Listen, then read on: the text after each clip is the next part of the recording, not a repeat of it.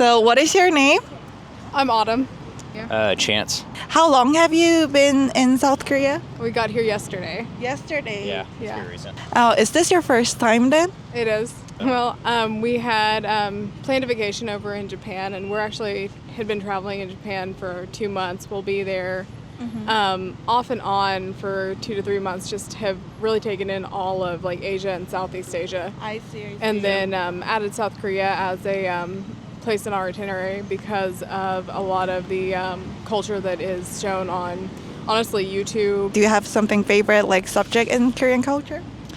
We've watched some K-dramas. Obviously, we watched Squid Game, which like I think everybody Squid has. Game, yeah. But I've seen some other Korean dramas too, and then we've seen a few shows with like Korean actors. One of our favorite shows is like it's a Canadian show, but we really like Kim's Convenience. The story is supposed to be like a family. I think the parents are from Korea.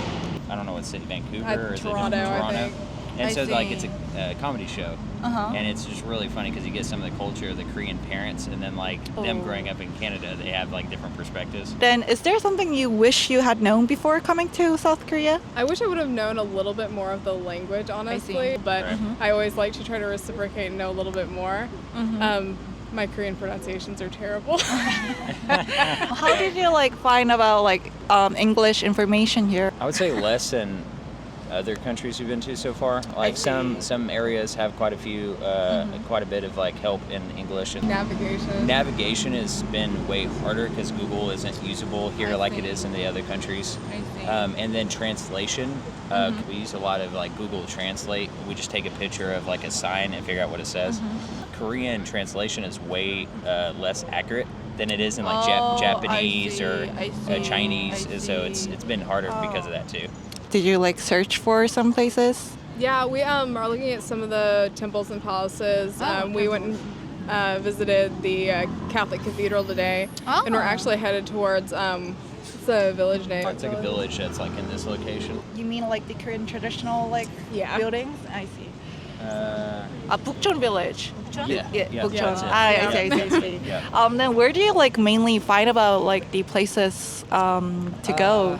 I would say like YouTube, of course, Google. We use some of that. And this morning I went through like Google Maps and then went through Neighbor. yeah, so that app. And I Neighbor. started kind of just adding pins just like I did in Google Maps. Because throughout our travels, we have like the maps of different places that we're going and then like the intended destinations with like filtered posts, so like food or hotels or destinations or temples and stuff like that. So I kind of went through there and did the same thing on a different app, Neighbor, and that's how we found stuff like that. We just kind of looked at, saw the reviews and stuff like that. It's really smart that like you use the Neighbor, like our local site, like website to search for it. Have you tried any like Korean traditional foods? I mean, we tried fried chicken yesterday. The best that I've ever had. So like it's way better than what I've had in the U.S. And I live in the south of the U.S. So like we're known for our fried chicken too. I see. Y'all's way better. Oh, I It's see. I good. see. So I don't like sweet and savory together much, like a sweet sauce and a savory dish like meats. So like barbecue, depending on where in the United States you get it, can be pretty sweet. And I tend not to like it as much, but like the sweet chicken, like the Korean chicken that we had is that the type we had was sweet, and it was like the best sweet savory I've ever had. I actually liked it quite a bit. So it was There kinda is one Wingstop location in Seoul, but it can't Wingstop. beat our like local good. shop. No, I can't.